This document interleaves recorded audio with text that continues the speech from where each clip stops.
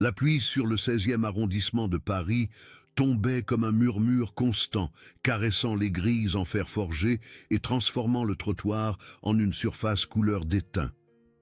À l'intérieur de la demeure des Al-Nassir, l'air embaumait le épolish au citron et les vieux livres. Les radiateurs ronronnaient, mais les sols en marbre conservaient une fraîcheur qui s'infiltrait dans les chevilles et s'y installait. Marie Leroy, 26 ans, glissa une mèche rebelle derrière son oreille et déposa un plateau de thé Earl Grey sur une console. Ses doigts lui faisaient mal après le récurage matinal. L'argenterie captait la lumière, brillante comme un petit astre. « Attention, mademoiselle !» lança Henri Beaumont, l'intendant du domaine, ses boutons de manchette tintant comme des pièces de monnaie. « Nous ne sommes pas dans un café de Belleville. » Il ne regardait pas son visage, seulement le chiffon entre ses mains. De l'autre côté du hall, cher Karim Al-Nassir passa dans une dish d'achat d'un blanc immaculé, laissant derrière lui un léger parfum d'encens. Cet homme habitué au désert et aux salles de conseil se déplaçait avec une autorité tranquille, mais ses yeux étaient creusés par l'insomnie. « Les garçons ne resteront pas, » murmura quelqu'un. Les jumeaux, Adèle et Samir, avaient refusé de passer une seule nuit dans la demeure depuis le décès de leur mère. Ils logeaient chez une tante dans un hôtel près du jardin du Luxembourg. La voix d'Henri résonnait, fine et tranchante. Le personnel s'en tient à son travail. Pas de suggestion, pas de sentiment. Marie acquiesça, ravalant sa colère. Elle observa un courant d'air faire frémir les lourdes tentures, entendit une horloge battre comme un petit marteau implacable et imagina deux petits cœurs battant la chamade dans des pièces qui sentaient l'étranger. Elle resserra sa prise sur le chiffon. Pas de scène, pas de mots, seulement un silence si plein qu'il vibrait d'indignation. Le soir venu, Marie regagna son petit appartement à Montreuil. Le métro était bondé, les visages fatigués se balançaient au rythme des secousses. Elle repensait aux jumeaux, à leurs yeux tristes comme des puits sans fond. Dans son immeuble, l'ascenseur était encore en panne. Elle monta les 5 étages, le souffle court, les jambes lourdes. Madame Benali, sa voisine, ouvrit sa porte au moment où Marie atteignait le palier. « Ah, ma petite Marie, entre donc prendre un thé à la menthe, tu as l'air épuisée. » L'appartement de Madame Benali sentait les épices et le jasmin. Marie s'assit sur le canapé usé, acceptant avec gratitude la tasse fumante. « C'est toujours aussi difficile chez ces riches ?» demanda la vieille dame en s'asseyant face à elle. « Ce n'est pas la richesse le problème, » soupira Marie. « C'est le chagrin qui s'est installé comme une brume. Les enfants ne veulent pas dormir dans cette maison depuis que leur mère est partie. Les enfants sentent les choses que nous, adultes, avons oubliées, » dit Madame Benali en hochant la tête. « Ils savent quand un lieu n'a plus d'âme. » Marie but une gorgée de thé, laissant la chaleur et la menthe l'envahir. « L'intendant ne veut rien entendre. Pour lui, je ne suis que des mains qui nettoient. » « Et pourtant, tu es bien plus. » Sourit sa voisine. « Tu portes la lumière, Marie. Je l'ai vue dès ton arrivée dans l'immeuble. » Cette nuit-là, allongée sur son lit étroit, Marie fixa le plafond où dansaient les ombres des phares de voiture. Elle pensait aux jumeaux, à leurs petites valises jamais défaites, à cette maison somptueuse mais glacée. Elle se souvint comment sa grand-mère transformait leur modeste logement en refuge par de simples gestes. Une couverture chaude, une tisane parfumée, une histoire murmurée. Dans le silence nocturne de Montreuil, une idée germa, timide comme une première pousse de printemps. Le lendemain, en entrant dans la demeure des Al-Nassir, Marie remarqua que les rideaux du salon étaient toujours fermés. Maintenant, la pièce, dans une pénombre solennelle. Henri Beaumont l'accueillit avec son habituel regard, critique. « Le cheikh reçoit des invités importants ce soir. Tout doit être impeccable, » annonça-t-il en lui tendant une liste de tâches. « Et les jumeaux viendront pour le dîner. Leur tante les amène à 18h. » Marie hocha la tête, son cœur s'accélérant légèrement. Les enfants allaient venir. Peut-être était-ce l'occasion qu'elle attendait. « Les chambres des petits sont-elles prêtes ?» demanda-t-elle avec une déférence calculée. « Comme toujours, » répondit Henri, agacé par la question. propre, rangée et parfaitement inappropriée pour des enfants, ajouta-t-il avec une grimace qui trahissait une rare lucidité. Marie commença son travail, astiquant les surfaces déjà lustrées, arrangeant les fleurs fraîches dans des vases en cristal. Mais son esprit était ailleurs, dans les chambres d'enfants au 3e étage, ces pièces majestueuses et froides où 2 petits garçons refusaient de poser leur tête. À midi, Kanté, Henri s'absenta pour accompagner le cher à un rendez-vous. Marie monta furtivement l'escalier de service. Les chambres des jumeaux étaient identiques, murs crème, rideaux de soie, lits à baldaquin trop grands pour des enfants de 5 ans. L'air y était immobile, comme si le temps lui-même avait cessé de circuler. Marie resta un moment sur le seuil, les mains serrées sur son tablier. Ce qu'elle s'apprêtait à faire pourrait lui coûter son emploi. Mais les visages des jumeaux, hantés par une tristesse trop lourde pour leurs jeunes années, la poussaient à agir. Elle ferma les yeux, inspira profondément puis entra, décidée à transformer ses chambres de musée en véritable refuge pour enfants endeuillés. Marie avait appris à se déplacer sans bruit, bien avant de travailler dans la demeure des Al-Nassir. Dans un appartement HLM de Montreuil, elle avait grandi dans la vapeur de la bouilloire et les berceuses chuchotées, élevée par Mamie Solange après que sa mère, qui cousait des robes à la lueur d'une lampe bon marché, eut perdu son silencieux combat contre la maladie. Le couloir sentait la lessive et l'ail provenant de la cuisine voisine. Les bus soupiraient à l'arrêt, comme des animaux fatigués. Marie nettoyait des bureaux à l'aube, étudiait quand elle le pouvait et ne laissait jamais les factures s'accumuler. Mamie. Solange réchauffait les tasses entre ses paumes avant de les tendre. « La dignité ne fait pas de bruit », disait-elle en tapotant les articulations de Marie. « C'est comme le thé qui reste chaud même quand la porte est restée ouverte. » Le dimanche, elle passait devant une petite église, l'encens filant dans l'air. Madame Benali du dessous leur glissait des restes de tagine. Yasmine de l'épicerie du coin avait appris à Marie ses premières phrases en arabe pour dire « paix » et « merci ». La vie était modeste, certes, mais partout cousue de gentillesse. Marie avait accepté ce poste de femme de chambre pour le salaire, le loyer, les médicaments de mamie et un petit pécule pour les formulaires d'inscription à l'université de son petit frère Thomas.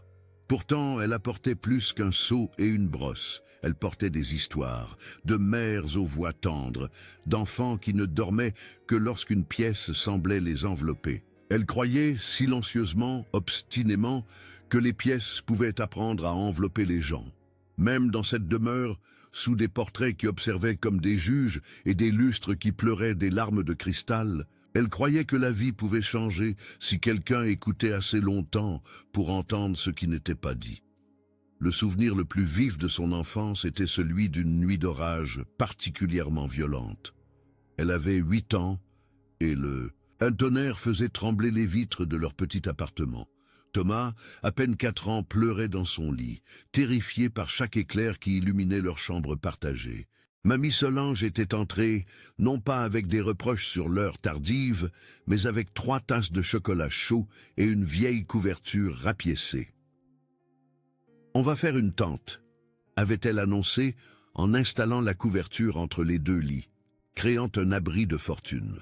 Sous cette cathédrale de tissu, elle leur avait raconté l'histoire de Saint-Martin qui avait partagé son manteau avec un mendiant pendant une tempête. Parfois, avait-elle murmuré, c'est dans les espaces les plus petits qu'on trouve le plus grand réconfort. Cette nuit-là, Marie avait appris que la sécurité ne venait pas des murs solides ou des serrures complexes, mais des gestes qui disaient « Je suis là, avec toi, dans cette tempête ». C'était cet héritage qu'elle portait maintenant, grimpant l'escalier en colimaçon de la demeure des Al-Nassir, passant devant des tapisseries dont le prix aurait pu payer une année entière de loyer à Montreuil. En chemin, elle croisa Fatou, une autre femme de chambre originaire du Sénégal, qui lui lança un regard inquiet. « Henri cherchait les nappes en dentelle de Bruges, » chuchota Fatou. « Il est d'une humeur massacrante. » « Merci, » répondit Marie, en serrant brièvement la main de sa collègue. Cette complicité entre le personnel était leur bouée de sauvetage dans cet océan de privilèges et d'attentes. Fatou avait 3 enfants et faisait 2 heures de RER chaque jour pour venir travailler. Marcel, le jardinier, soutenait sa mère malade à Lyon. Chacun portait son histoire, ses raisons, ses rêves difficilement maintenus à flot. Au 2e étage, Marie s'arrêta devant une photographie encadrée d'argent. La défunte épouse du Cher, Amina, une femme aux yeux rieurs tenant les jumeaux dans ses bras. Elle était décédée d'une leucémie foudroyante 8 mois auparavant. Marie se demandait souvent comment cette femme avait meublé les pièces de sons et d'odeurs quand elle était encore vivante. L'écho de son rire résonnait-il dans ses « au couloir » lisait-elle des histoires aux enfants, blottis contre eux sur ces canapés immaculés? Dans la lingerie, Marie ouvrit discrètement son sac et en sortit 2 petites figurines en bois, un renard et un hérisson, sculptés par un artisan du marché de Montreuil. Elle les glissa dans la poche de son tablier, son cœur battant à l'idée de transgresser les règles inflexibles d'Henri. À 15 heures, elle prépara le thé pour le Cher qui travaillait dans son bureau. En poussant la porte, elle le trouva debout devant la fenêtre, le regard perdu dans le jardin où un petit toboggan rouge, incongruité dans ce paysage maîtrisé, attendait en vain ses utilisateurs. « Posez le thé là, s'il vous plaît », dit-il sans se retourner. Marie obéit, mais au lieu de se retirer immédiatement comme le protocole l'exigeait, elle hésita.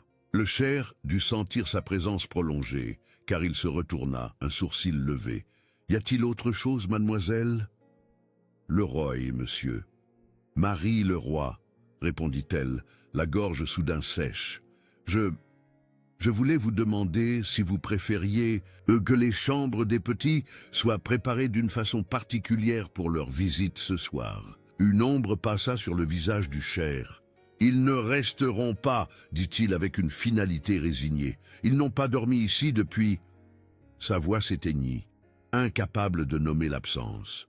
Marie hocha la tête, cherchant le courage dans le souvenir de Mamie Solange. « Peut-être, commença-t-elle doucement, peut-être que les chambres leur semblent trop différentes de ce qu'elles étaient quand Madame était là. » Le Cher la regarda vraiment pour la première fois, comme s'il découvrait qu'elle avait un visage et pas seulement des mains pour servir le thé. « Que suggérez-vous » demanda-t-il, une note de curiosité perçant à travers sa réserve habituelle. « Je ne me permettrai pas de... » commença Marie, puis se ravisant. « Si j'étais un enfant qui a perdu sa mère, je voudrais un endroit qui sente comme elle, qui me rappelle ses histoires, ses câlins. Pas un musée où j'ai peur de toucher aux choses. » Un silence s'installa, lourd comme les nuages d'orage qui s'amoncelaient au-dessus de Paris. Marie était certaine d'avoir dépassé les bornes, d'avoir parlé quand elle aurait dû se taire. Elle se préparait mentalement à être congédiée.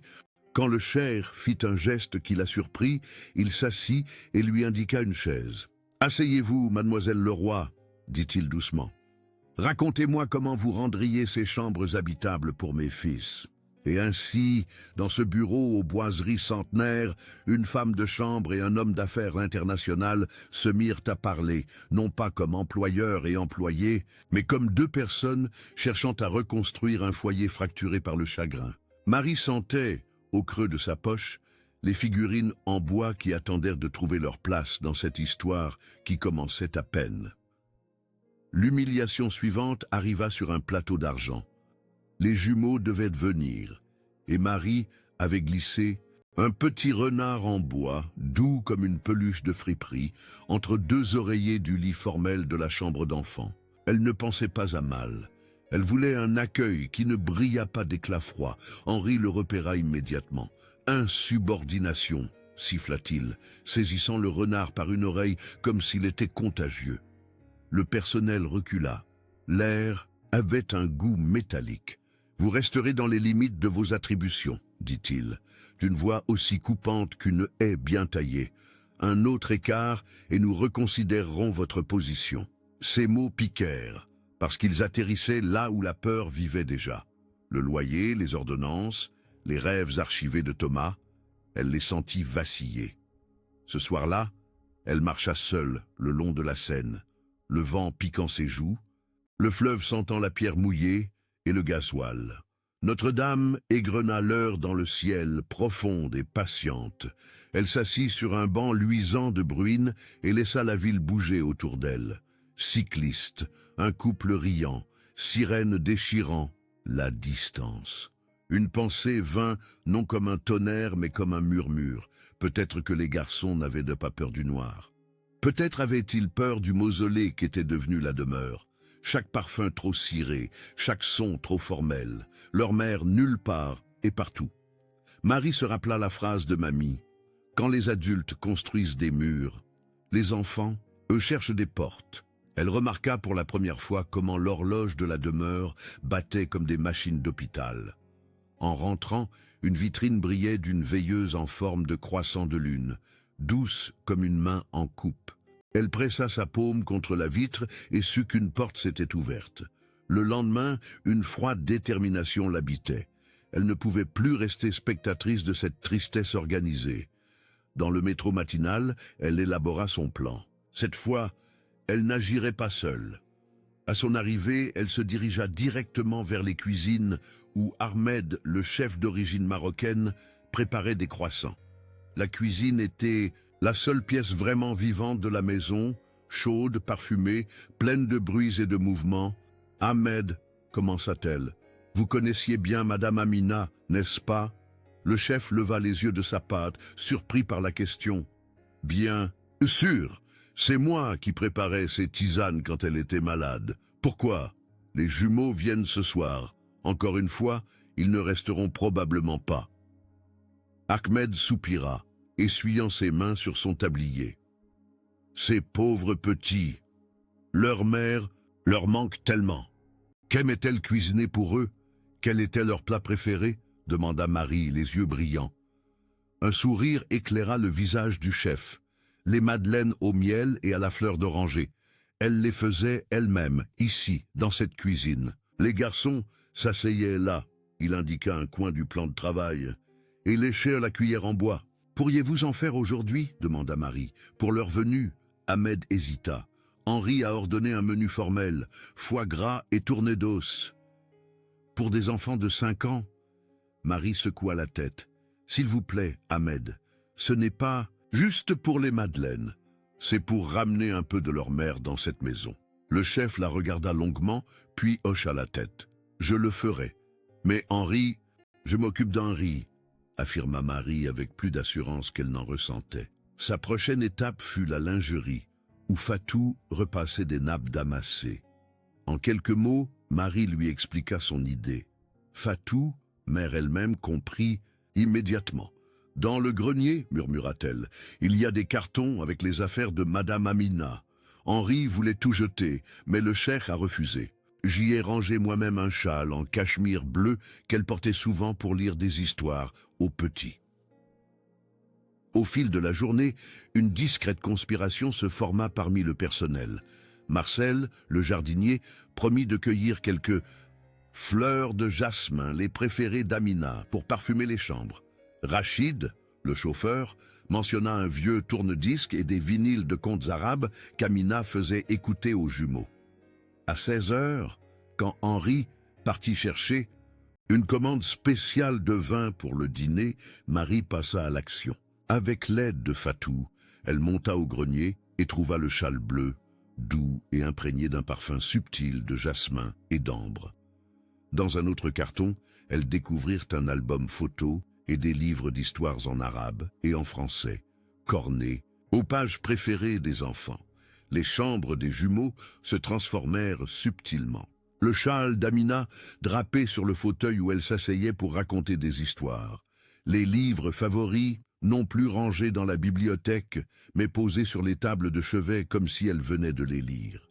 La veilleuse en forme, de croissant de lune acheté la veille, diffusant une lumière douce, et sur chaque oreiller, les petites figurines en bois, le renard et le hérisson. Marcel apporta un petit bouquet de jasmin et de lavande qu'ils placèrent dans un vase, simple, pas un des vases en cristal intimidant. Rachid installa discrètement le tourne-disque et posa à côté un vinyle de conte du Maghreb. « Si Henri voit ça, » commença Fatou, inquiète. « Il me renverra, » termina Marie, la gorge serrée. « Mais si ça peut aider ses enfants à dormir, une nuit sous le même toit que leur père, ça en vaut la peine. » À 18 heures, la cloche de l'entrée retentit. Marie, postée à la fenêtre du palier, vit une voiture noire s'arrêter devant le portail. Une femme élégante en descendit, tenant par la main deux petits garçons aux cheveux noirs et aux yeux sombres, identiques jusqu'à la moue méfiante sur leurs lèvres. « Ils sont là », murmura-t-elle à Ahmed, qui attendait dans le couloir, avec un plateau de madeleine encore tiède. Le cheikh apparut dans le hall, ajustant nerveusement sa cravate. Henri, revenu juste à temps, se tenait près de lui, raide comme une statue. La porte s'ouvrit, les jumeaux entrèrent, accrochés aux mains de leur tante. Leurs yeux balayèrent le hall majestueux avec appréhension. Adèle, Samir, salua le cheikh, s'agenouillant maladroitement pour être à leur hauteur. Bienvenue à la maison. Les enfants ne répondirent pas. Leurs petits visages restaient fermés, leur corps tendu comme s'ils s'attendaient à un coup. C'est alors qu'Ahmed s'avança avec son plateau. « Regardez ce que j'ai préparé, » dit-il doucement. « Les madeleines préférées de votre maman. » Une étincelle s'alluma dans les yeux des jumeaux. Ils regardèrent les petits gâteaux dorés, puis le chef, puis leur père, comme s'ils cherchaient à comprendre cette anomalie dans le protocole rigide de la maison. « Venez, » dit Marie, s'avançant à son tour. « J'ai préparé vos chambres. Il y a une surprise qui vous attend. » Henri lui lança un regard assassin, mais elle l'ignora, tendant les mains vers les enfants. Après un moment d'hésitation, Samir, le plus téméraire des deux, lâcha la main de sa tante et saisit celle de Marie. Adèle suivit, attirée par la promesse d'une surprise. Tandis qu'ils montaient l'escalier, le cheikh et la tante derrière eux, Marie sentit l'odeur des madeleines au miel et le parfum du châle d'Amina se mêler dans l'air. Et pour la première fois, depuis qu'elle avait mis les pieds dans cette demeure de marbre, elle eut l'impression que les murs respiraient. L'orage éclata à l'aube, tambourinant doucement sur le toit d'ardoise. Marie arriva tôt, son souffle formant des nuages, le cœur ferme. Dans le hall, le cheikh Karim se tenait avec sa veste sur le bras, l'ourlet de son bicht effleurant le sol ciré. Son visage paraissait plus vieux dans la lumière grise, le chagrin, dessinant une carte minutieuse de rides. « Ils ne veulent pas entrer, » dit-il. « Pas à elle, pas tout à fait, à l'air qui ne répondrait pas. Ils sentent la maison et se détournent. »« Puis-je essayer quelque chose ?» demanda Marie d'une voix au volume du respect. Henri ouvrit la bouche pour objecter. Le cheikh leva une main, un décret silencieux. « 5 minutes, » dit-il. Elle ouvrit les fenêtres de la chambre d'enfant. L'air réchauffé par la pluie s'enroula à l'intérieur, rinçant le polish au citron. Elle glissa les lourds portraits sur le côté et appuya une affiche colorée du métro parisien, là où un ancêtre austère avait fusillé du regard. Elle remplaça le lin rigide par du coton doux, avec de petits renards, plaça la veilleuse en croissant près de la tête de lit et étouffa le tic-tac de l'horloge sous une couverture pliée.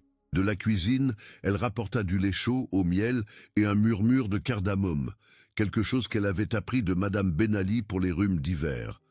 La pièce changea de température. Elle apprit à respirer. Quand les jumeaux arrivèrent, méfiants et les yeux écarquillés, Marie s'accroupit à leur hauteur. « Marhaba, Adèle, marhaba, Samir » dit-elle, « que la paix soit sur vous. » Elle ne tendit pas la main vers eux. Elle laissa la pièce les atteindre d'abord, l'affiche colorée, la lueur lunaire, la douce vapeur qui s'élevait.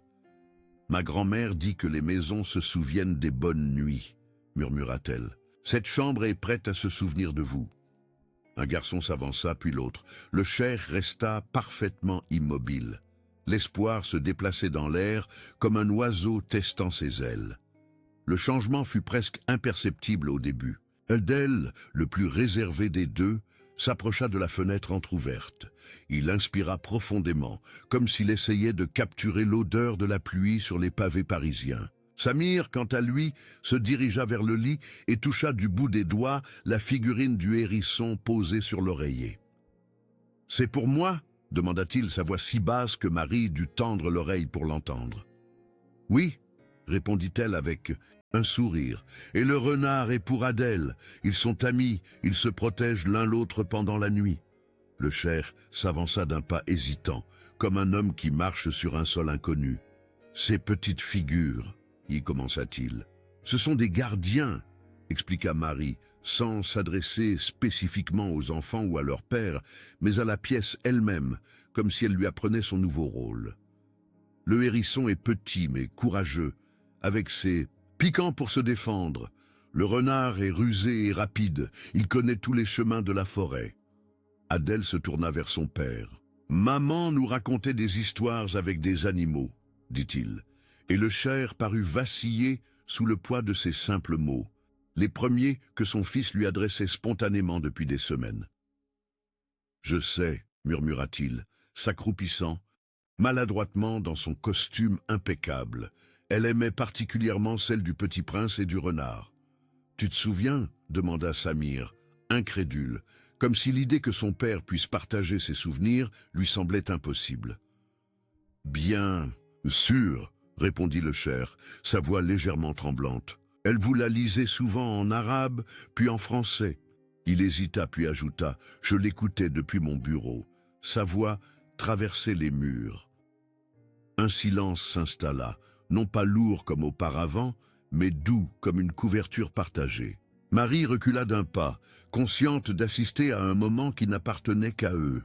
Henri apparut dans l'encadrement de la porte, son expression oscillant entre l'indignation et la confusion face à cette scène inhabituelle. « Monsieur » commença-t-il sèchement, « les invités commencent à arriver pour le dîner de charité. » Le Saint-Cher acquiesça mais ne se pressa pas de se relever. « Dis-moi, Adèle, » murmura-t-il à son fils, « voudrais-tu que je vous lise une histoire ce soir, après le dîner ?» Les deux enfants échangèrent un regard, une conversation silencieuse, passant entre eux comme seuls les jumeaux savent le faire.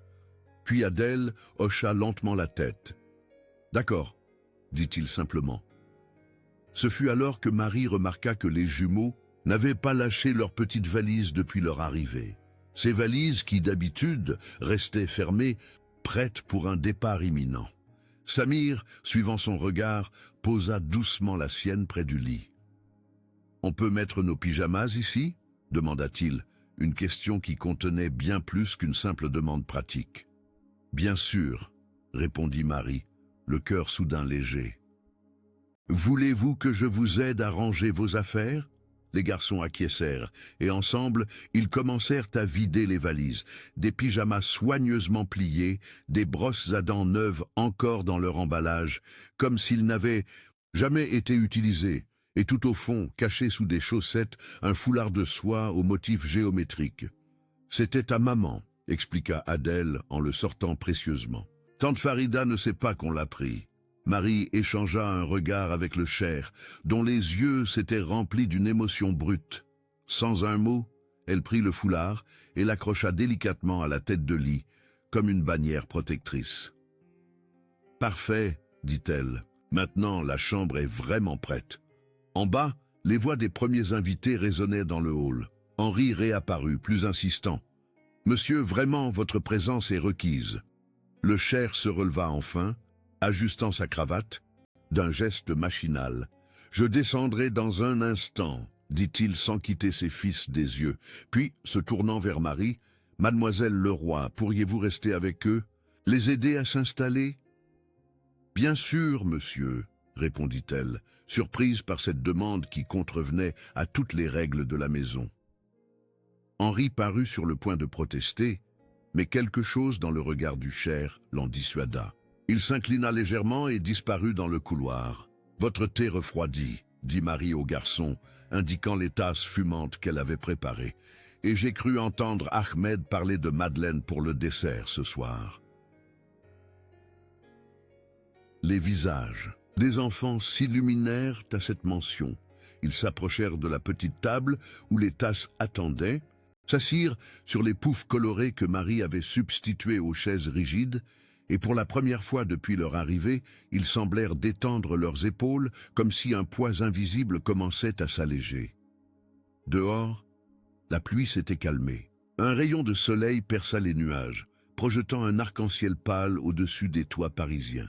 Marie le montra aux enfants par la fenêtre. « Regardez », dit-elle doucement. « Mamie Solange dirait que c'est un signe de bienvenue. »« Ta mamie est sage », répondit Samir avec un sérieux touchant. Et dans ce moment simple, partagé entre une femme de chambre et deux enfants endeuillés, quelque chose de fragile commença à se reconstruire dans la grande maison de marbre. Ce soir-là, la demeure des Al-Nassir accueillait un gala de charité pour un service pédiatrique parisien. Les violons soupiraient dans la salle de bal. Les rires s'élevaient comme des cristaux qui s'entrechoquent. Les parfums, l'agneau rôti et la fumée des bougies se mêlaient en courant chaud. Les invités parlaient de donations et d'art.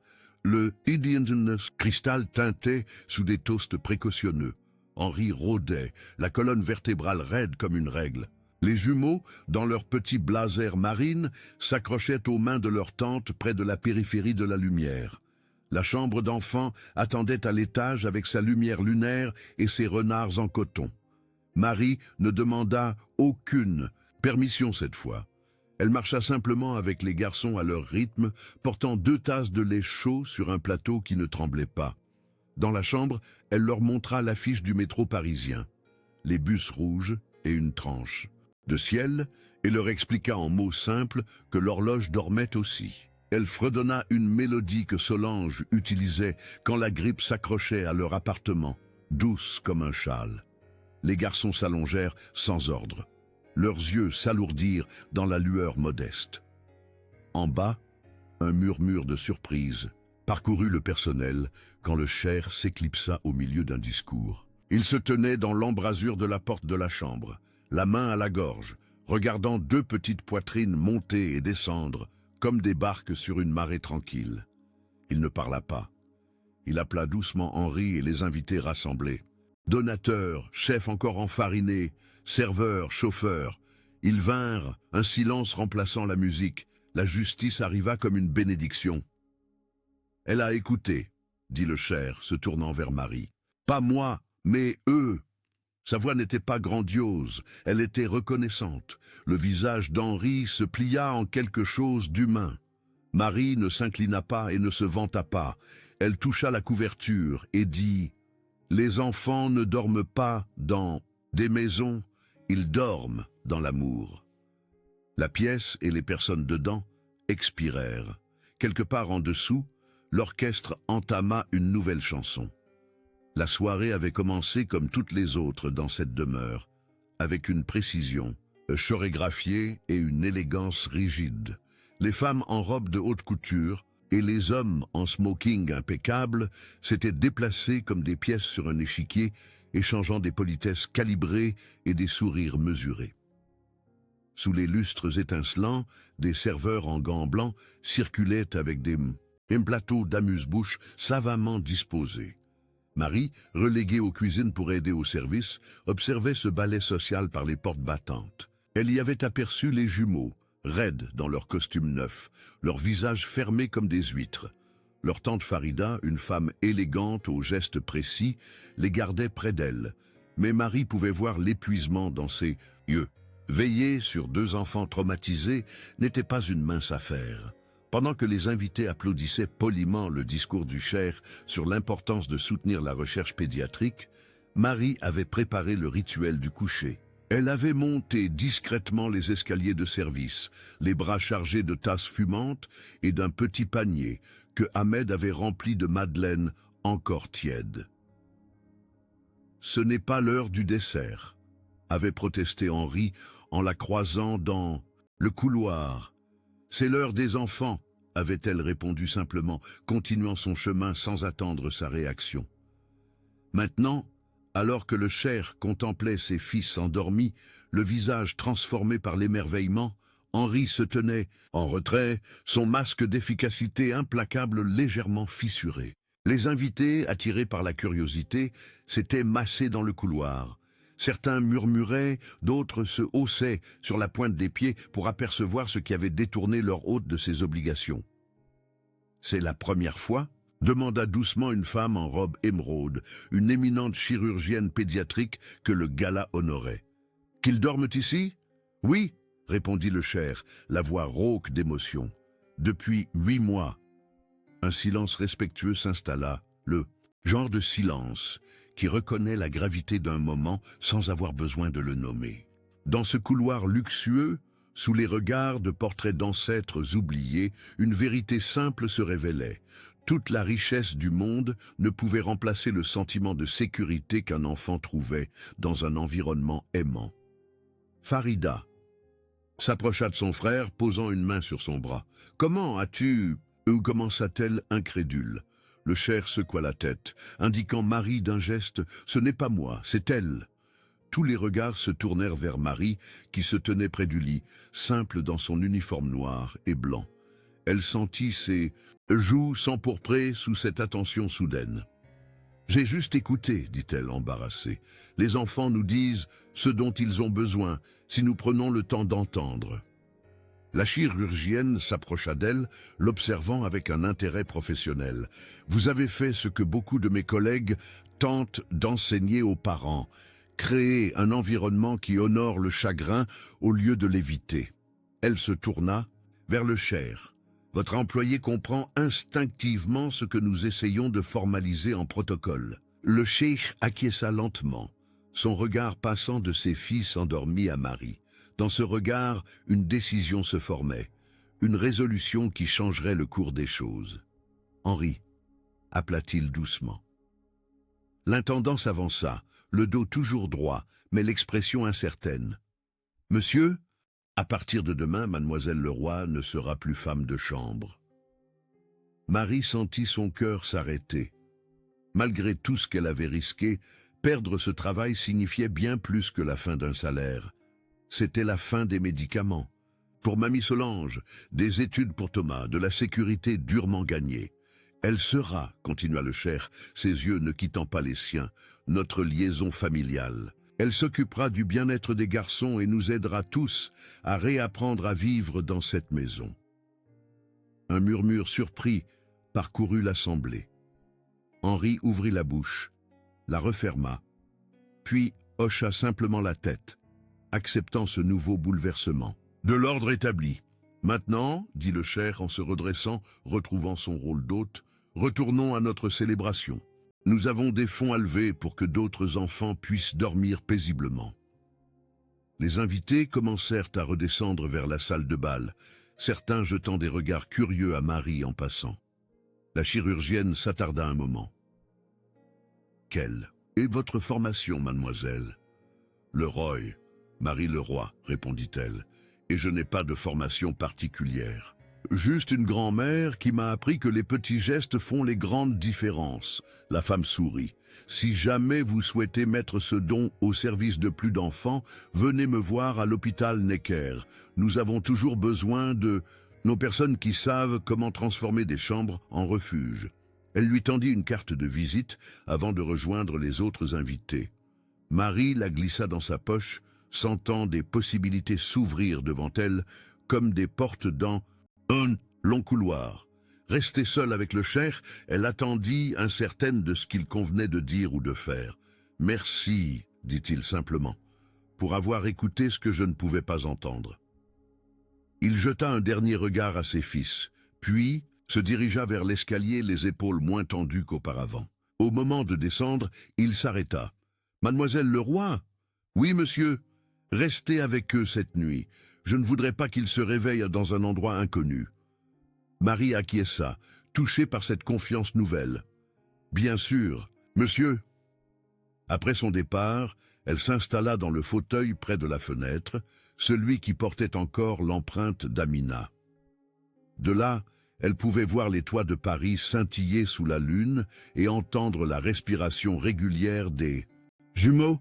Elle sortit son téléphone et envoya un message à Thomas. « Tout va bien, je te raconterai demain. » Puis elle ferma les yeux, bercée par le rythme des petites respirations et le murmure lointain de la musique. pour la première fois depuis longtemps, tout le monde dormait sous le même toit dans la maison de marbre.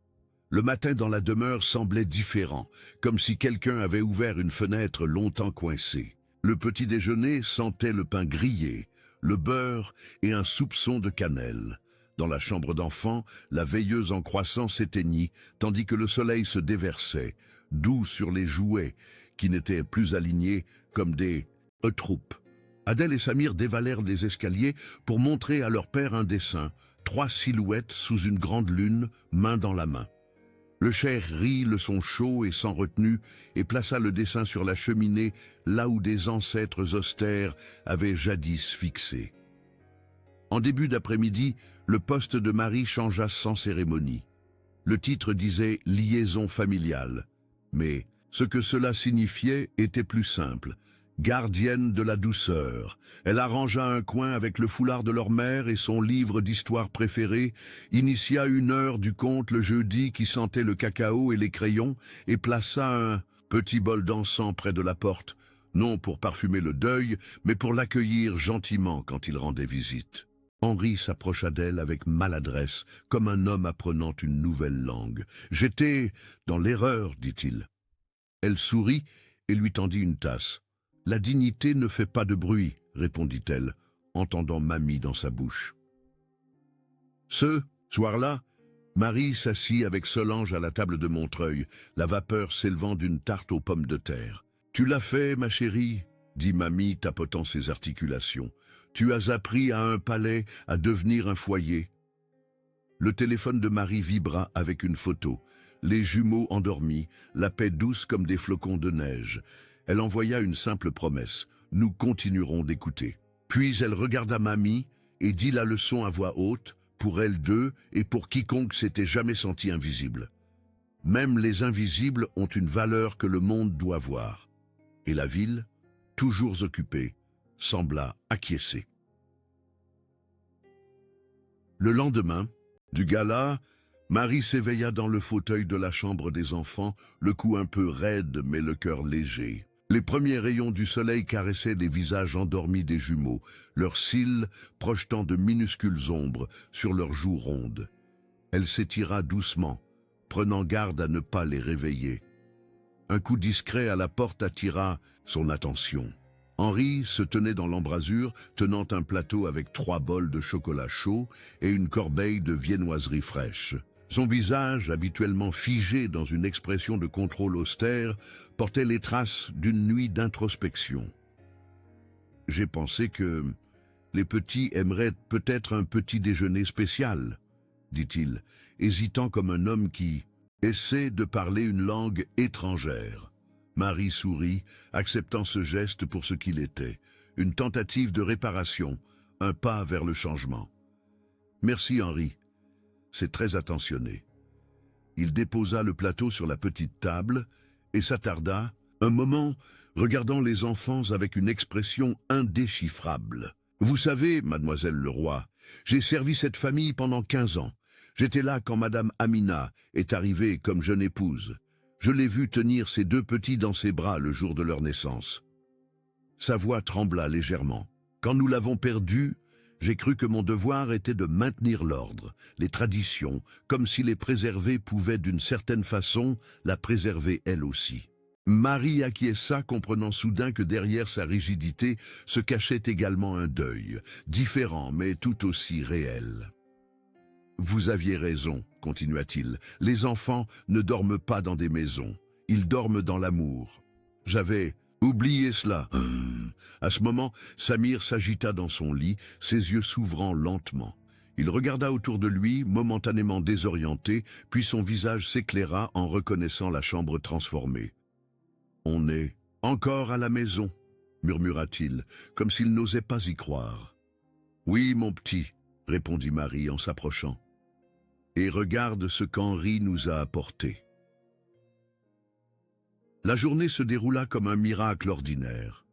Les jumeaux, encore en pyjama, prirent leur petit déjeuner assis sur le tapis au lieu de la table formelle de la salle à manger. Le cheikh les rejoignit, sa cravate dénouée, son téléphone éteint pour la première fois depuis des mois. Ensemble, ils construisirent une forteresse de coussins, et le rire des enfants résonna dans les couloirs comme une musique longtemps absente.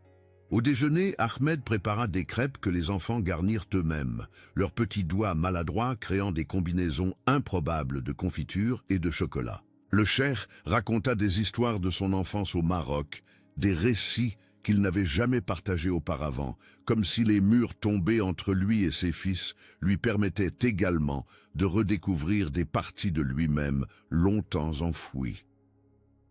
Marie observait cette transformation, à la fois participante et témoin. Dans l'après-midi, elle demanda à Marcel de l'aider à installer une petite tente dans le jardin, faite de draps et de coussins, rappelant celle que Mamie Solange créait durant les nuits d'orage. Les jumeaux y passèrent des heures, inventant des aventures avec leurs figurines en bois, pendant que leur père travaillait à proximité, levant souvent les yeux de ces documents pour les regarder avec émerveillement.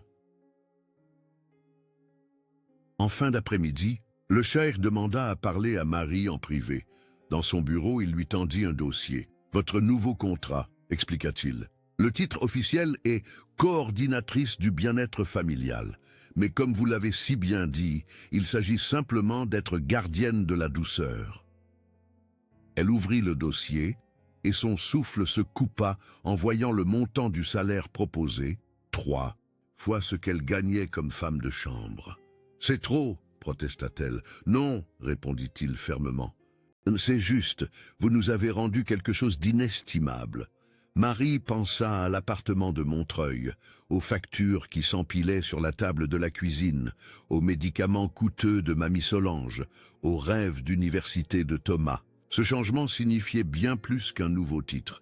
C'était la possibilité d'une vie moins précaire, moins dictée par la nécessité. « J'accepte », dit-elle simplement, « mais à une condition. » Le cheikh haussa un sourcil, surpris. « Laquelle ? Que cette maison ne redevienne jamais un musée, qu'elle reste vivante même les jours difficiles. » Il sourit, comprenant parfaitement. « C'est promis. » Les semaines suivantes virent d'autres transformations. Une salle de jeu fut aménagée au rez-de-chaussée avec des étagères basses que les enfants pouvaient atteindre eux-mêmes. Les basses portraits sévères furent relégués à la bibliothèque, remplacés par des œuvres colorées et des photographies de famille. Une cuisine plus petite et informelle fut installée près de la salle à manger où tout le monde pouvait participer à la préparation des repas. Henri, contre toute attente, devint un allié précieux. Sa connaissance minutieuse de la maison et son attention aux détails, autrefois utilisées pour maintenir une rigidité cérémoniale, servaient maintenant à créer un environnement harmonieux. Il apprit à sourire plus souvent, d'abord maladroitement, puis avec une aisance croissante. Un mois après cette première nuit, Marie invita Mamie Solange et Thomas à dîner à la demeure. Le cheikh les accueillit personnellement, écoutant avec intérêt les histoires de Solange sur l'ancien Paris et les ambitions de Thomas en informatique. Les jumeaux, désormais à l'aise dans leur rôle d'hôte, montrèrent fièrement leur forteresse de coussins et leurs dessins affichés sur les murs. Après le dîner, alors que les enfants montraient à Thomas leur collection de livres, Mamie Solange prit Marie à part. « Tu as fait bien plus que leur apprendre à dormir dans cette maison, dit-elle doucement. Tu leur as appris à y vivre. » Marie regarda autour d'elle, notant tous les petits changements. Les chaussures d'enfant dans l'entrée, un journal ouvert sur le canapé, des photos récentes sur la cheminée. La demeure respirait désormais au rythme de ses habitants. Plus tard ce soir-là, après le départ de sa famille, Marie trouva le cheikh dans la chambre des enfants, les regardant dormir. Il tenait dans ses mains le foulard d'Amina. « J'ai pensé pendant longtemps que préserver son souvenir signifiait figer le temps, » dit-il doucement. « Maintenant, je comprends que c'est en continuant à vivre qu'on l'honore vraiment. » Marie acquiesça, comprenant que le deuil n'était pas un état à surmonter, mais un compagnon de route avec lequel on apprenait à marcher. Son téléphone vibra dans sa poche. C'était un message de la chirurgienne du gala, lui rappelant son invitation à visiter l'hôpital Necker, Marie sourit, sentant que d'autres portes s'ouvraient devant elle, d'autres espaces qui attendaient peut-être d'apprendre à respirer.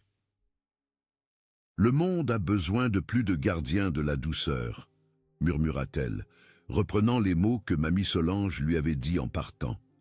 Et dans le silence de la maison endormie, cette vérité semblait aussi solide que les murs de marbre qui les entouraient.